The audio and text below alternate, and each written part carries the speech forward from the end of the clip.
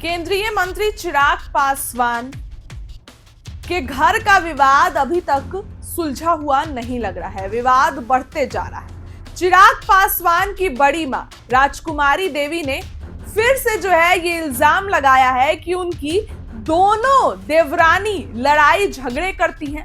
वो चाहती हैं कि जल्द से जल्द बंटवारा हो जाए, जल्द से जल्द जो है हिस्सा मिल जाए ताकि वो चैन से रह सके।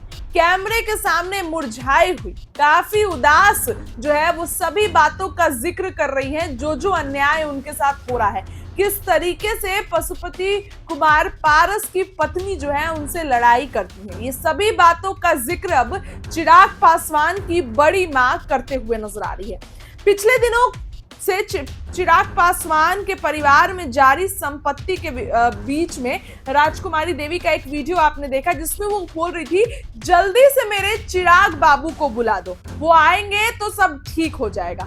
वो वीडियो देखो। और फिर से एक वीडियो आया है जिसमें पत्रकारों से बातचीत करते हुए पूर्व केंद्रीय मंत्री पशुपति पारस पर 50 बिघा जमीन कब्जा करने और घर के कमरे में ताला मारने का आरोप लगाया है। उन्होंने कहा कि साहब रामविलास पासवान के गुजरने के बाद ही चिराग मेरी देखभाल करते हैं, वो आने वाला है। ये पिछले वीडियो में कहा, लेकिन इस बार भी उन्होंने पशुपति पारस पर जो है इल्जाम लगाया है। राजकुमारी देवी ने यह भी आरोप लगाया कि उनको जबरन घर से बाहर निकालकर ताला जड़ दिया गया, जिसकी वजह से वो बीमार पड़ गई। उन्होंने कहा कि पशुपति पारस ने मेरे पति के निधन के बाद 50 बिघा जमीन पर कब्जा कर लिया। साथ ही उनके कमरे में पारस की पत्नी और प्रिंस की मां सुनैना ने ताला जड़ दिया। शोभा और सुनैना मुझसे लड़ने के लिए ही यहाँ आई है, जबकि पहले कभी भी मुझे देखने वो लोग नहीं आते थे। ये बातें चिराग पासवान की मां, बड़ी मां जो है राजकुमारी देवी और रामविलास पासवान की पहली पत्नी, उन्होंने पशुपति पारस और अपने दोनों देवरानी पर जो है झगड़े और लड़ाई के आरोप लगाए हैं। सवाल उठता है कि केंद्रीय मंत्री चिराग पासवान के घर का विवाद आखिर कब थमेगा। ये वीडियो चल के आप देखिए जिसमें चिराग पासवान की जो बड़ी मां है वो किस तरीके से अपनी दुख, जो पीड़ा है वो जाहिर कर रही हैं और साथ साथ जो है वो इल्जाम भी लगा रही हैं पशुपति पारस पे, और किस तरीके से उनको घर में जो है परेशान किया जाता है, बदसलूकी की जाती है, जिसके कारण उनकी तबीयत बिगड़ गई है। ये वीडियो चल के सुनिए राजकुमारी देवी का क्या कहना है, हमारे कमेंट सेक्शन में बताइए। बहुत बहुत धन्यवाद। सो हमारा ताला लगाए पर हमारे मिजाज घबराए गए, उन्हें सूत्रा ले लिए, उठा गिर गई। अगड़ी में हम गिर गए तर रहे तक हमारा पकड़े ले, पाया पकड़े नहीं पकड़े ले, हम गिर गए।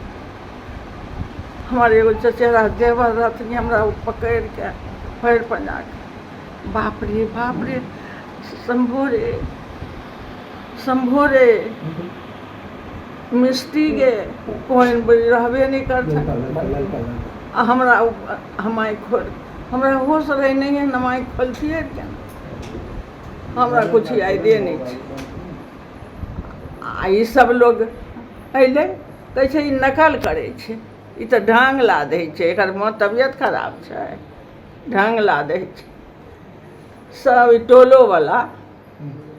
आ ओहो अइले सब, ओकर भौजाइ, दो बहिन सुनैना या शोभा, भतीजी, बेटी के बेटी, ऋतु के बेटी सब अइले। बड़ बढ़िआँ हम अमेरिका के कहलिए जे हमरा खाना बनबै छै, कहलिए अमेरिका खाना बनाए दे, खाना बनाए के ऊपर भेजाए देलकै, खैलकै पिलकै आराम करलकै, सुतले राति में, सुतले। बस बिहान होले फिर खाना बनाए करके फिर ओकरा ऊपर पहुँचायल गेलै, खैलकै। आब की होलै गने 12 बजे के बाद ओकरा ताला लगाए देलकै, ताला लगाए के नीचाँ हमरा कहलकै नहीं जे हम ताला लगाए देलिए हन, आ चाहे हमे जाए रहिए।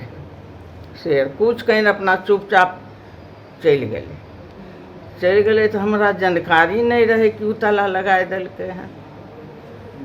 तो हम गेलिए बाथरूम जैतिए रह वहाँ हम सब चीज नहबै सुनबै छियै बाथरूम उथरूम करै छियै।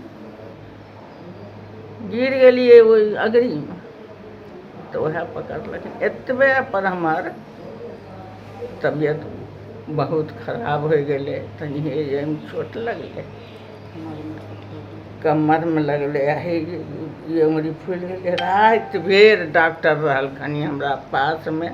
आ हमरा गाँव के जे छै एगो औरत हमरा देखभाल करे छै, सेवा बर्दाश्त करे छै, गुदार छै। उ सब रहलखिन हमरा लिगरा में रहले, सेवा करलखिन। बिहान होके हमरा ठीक भेलिए। और रात भर उ दवाई ताकत वाला कम से कम तो 7 बोतल पानी चढ़ले। 7 बोतल पानी चढ़ले रात भर वो रहलखिन। आ सवेरे उठलखिन। हम चाहे छियै यह हमरा 3 भाग में 1 भाग हमरा चाहिए। हर चीज हिस्सा खेत पथार दुनिया जहान जे चीज है वो हमरा एक हिस्सा हमरा चाहिए। हम तनिगो हो या 12 हो, बस शांति से रहना चाहती इस संबंध है में कभी बातचीत कि हुई भाई- परिवार सदस्य की बाँट बखरा होना चाहिए? हाँ किनका नहीं, साथ? नहीं, पहले नहीं हुआ है, लेकिन मेरे नहीं पापा भले के जाने लेकिन के बाद उ हुनकरा जाए के बाद तब भेबे कर। जी पहले के हमरा से साले साल करे छै। कितना जमीन अभी लेने छथिन अहाँ से जे बाँट बखरा बतेलिए कुछ जमीन के बारे में? अहाँ कितना जमीन जे दादाजी के रहे? वहाँ 49 बीघा लेने छथिन। जी आ हमरो कते वह देलखिन खान, हमे नहीं लेलिए वह पारसे जी देलखिन। जी कहलिए वो हमरा हिस्सा चाही, हमरा हिस्सा बाँट नहीं। तो दूरो से सवाल उठे छै कि हमरो ससुराल छै एलिए तो हमरा हिस्सा मिले ने चाहिए। तो ओकरा हम कहलिए नहीं देबो, कहे तो कहियो। हमरा झूठ नहीं बोलो, एकदम सच बोलो। हम कहियो कहलिए जे तो नहीं ले तो खेत तो वो अपन हिस्सा दुनू लइए लेलकै। 50 बीघा लेने छै 5-6 बरस से। 50 बीघा या 30 बीघा देने छिए? चर्चा में रख 30 बीघा 20 अपना रखने छिए? वो 50 बीघा लेने छै जे हम खरीदलिए यहाँ, ये हमे खरीदलिए ना। ई तो बाबू वाला नहीं छै। 30 बीघा वो लेलकै है ना, 20 बीघा हमे रखने छिए बाबू वाला। आ वो हम किनलिए। आ देख लेबै जे वो किनलकै हन आ कि के किनलकै। अपने सब आदमी यहाँ से हमरा बंटवारा चाहिए। शहरबन्नी, खगड़िया, पटना, दिल्ली तक हमरा चाहिए। हम कभी खोज नहीं कर लिए वो कि कैलकै नहीं कैलकै हमरा हिस्सा के। वो हम तो मूर्ख है, हम जाने।